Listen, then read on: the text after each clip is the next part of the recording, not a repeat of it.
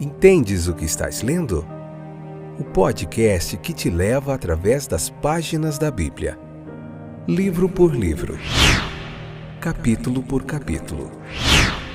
Uma exposição bíblica emocionante. Aperte os cintos e embarque comigo nesta viagem.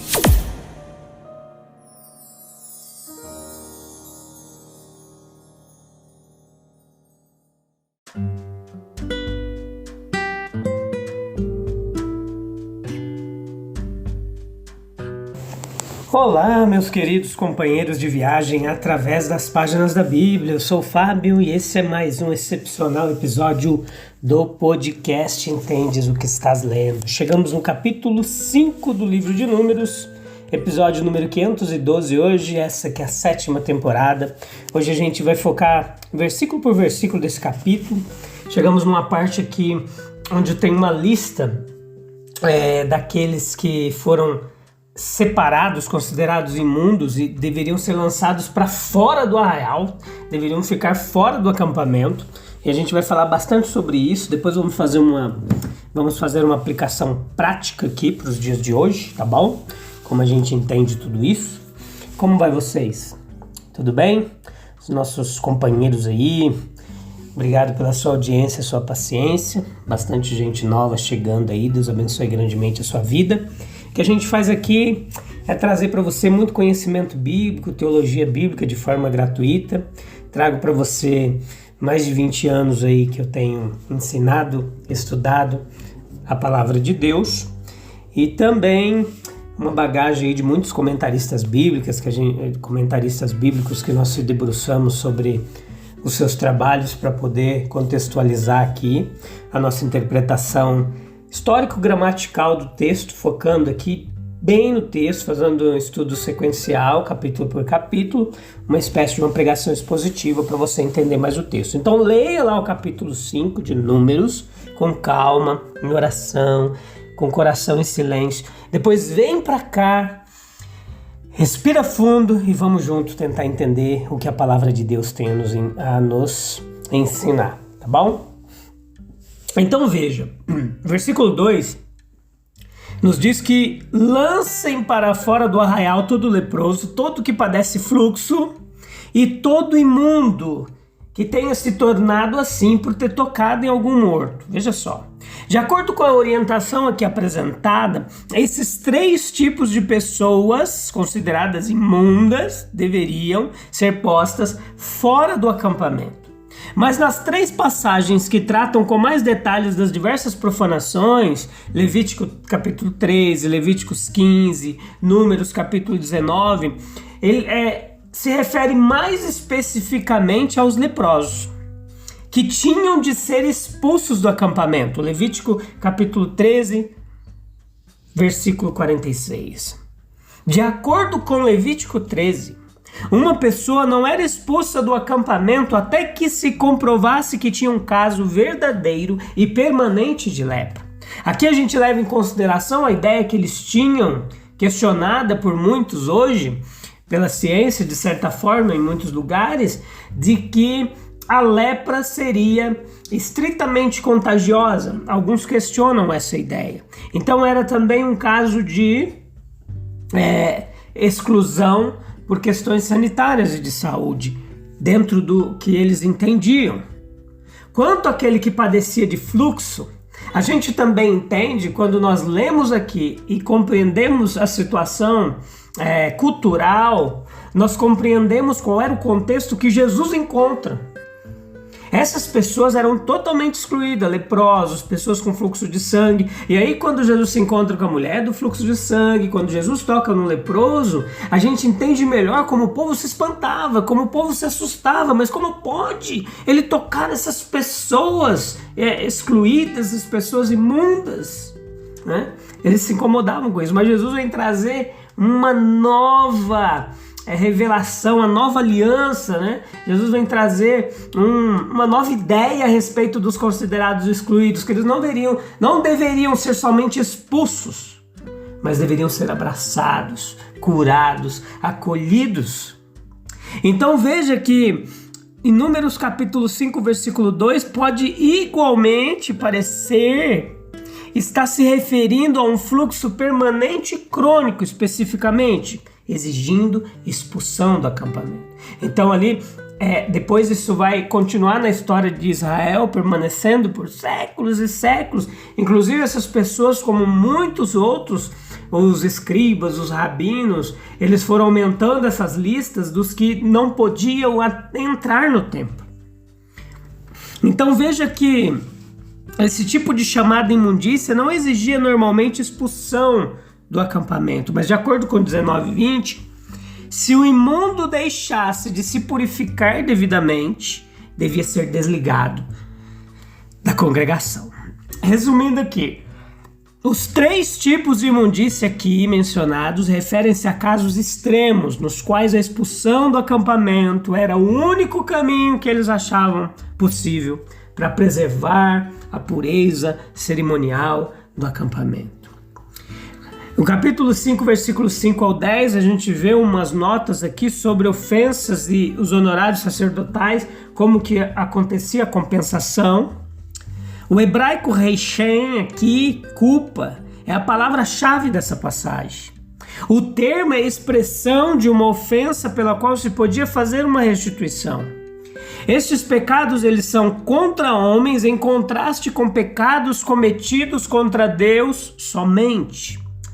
Por isso, diz que pecados em que deveriam ser pecados contra o homem em outros casos aqui. Esse pecado aqui, Levítico capítulo 5, versículo 16, exigia uma restituição integral, mais 1/5 do valor da coisa deveria ser restituído. Havia um carneiro expiatório, o meio pelo qual a culpa do homem era expiada ou purificada.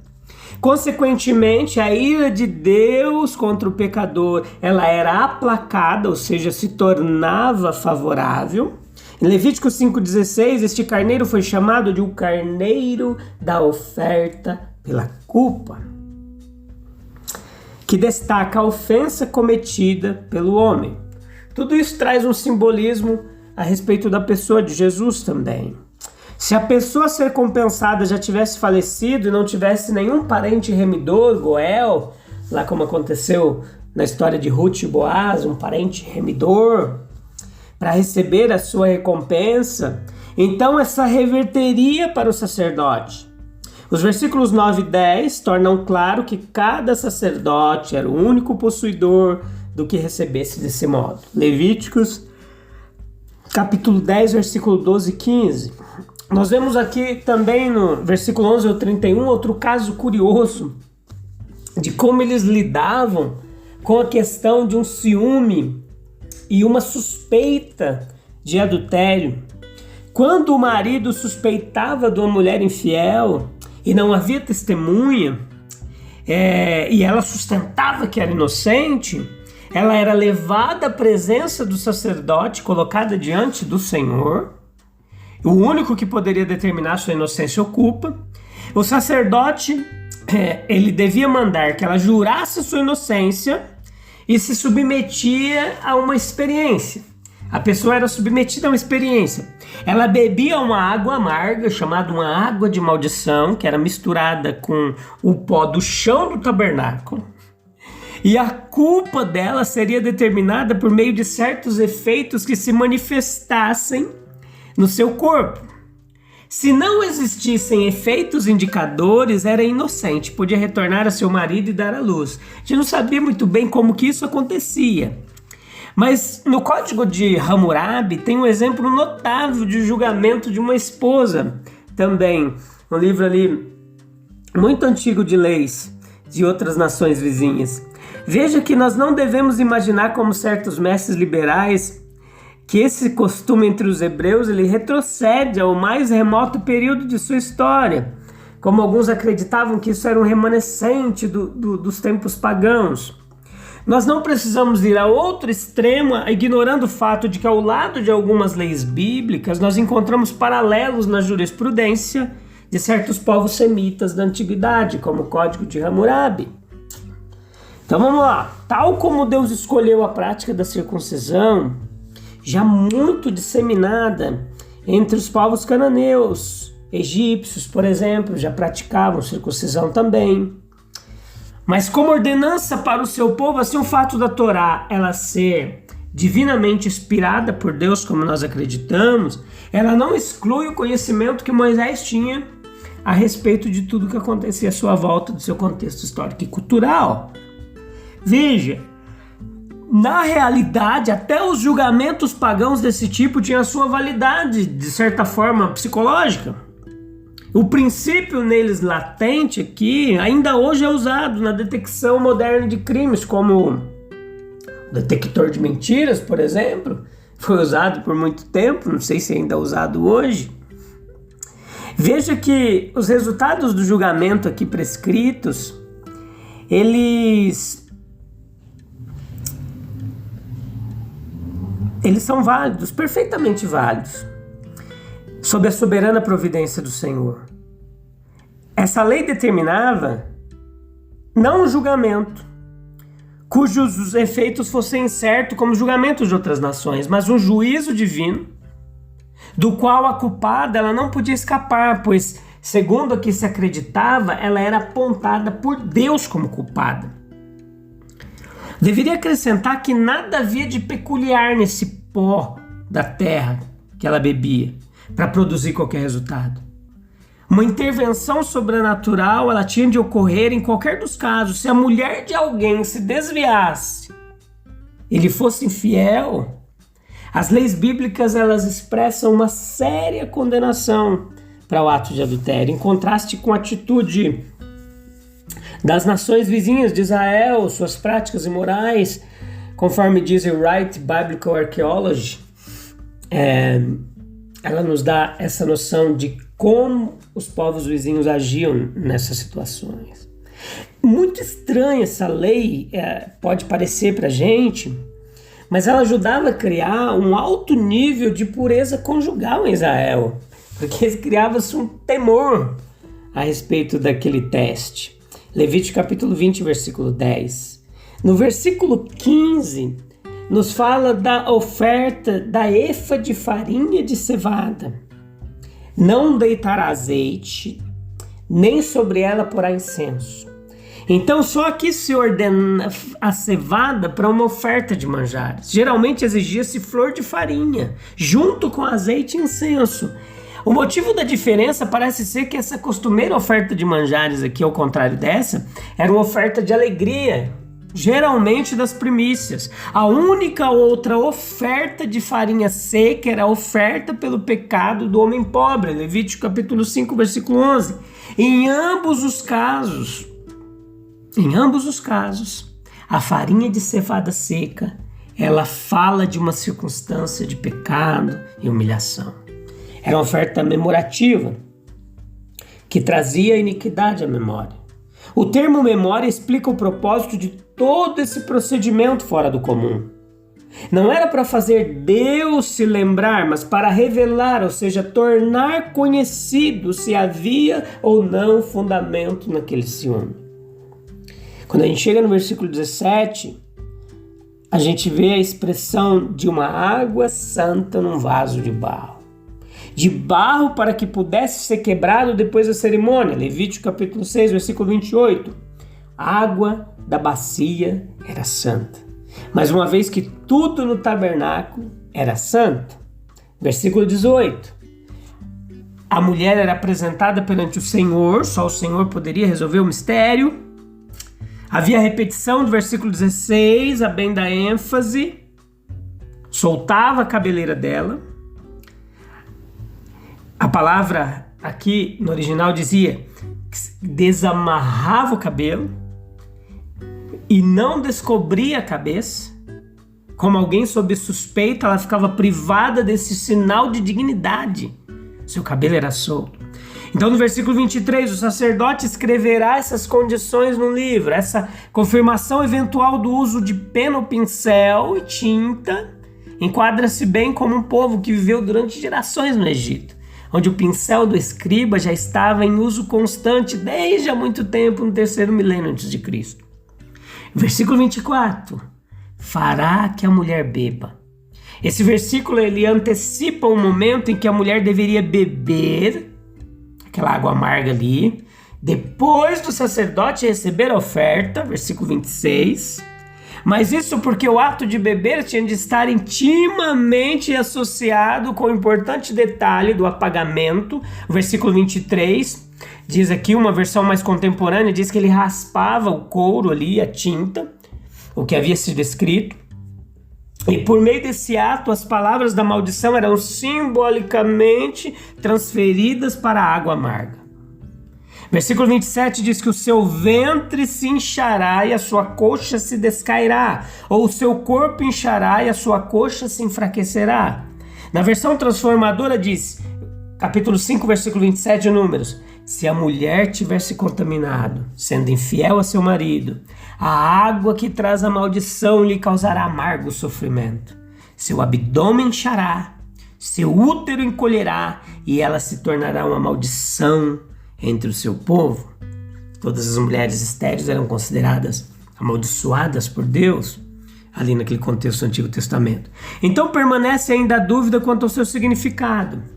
É óbvio que o inchaço do corpo poderia se referir à gravidez, sugere que a coxa enfraquecida, ela significaria um parto prematuro.